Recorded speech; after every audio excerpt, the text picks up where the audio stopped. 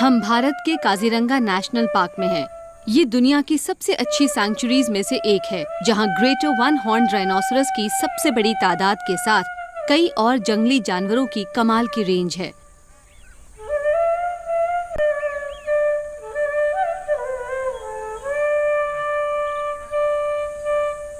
प्रकृति ने काजीरंगा को बहुत से रंग दिए हैं, जो हर मौसम में बड़ी खूबसूरती से बदल जाते हैं।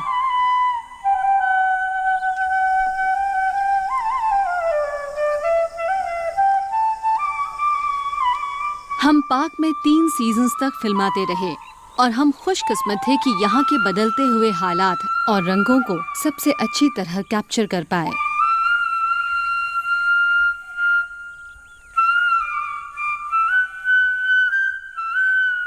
ये मार्च की शुरुआत है।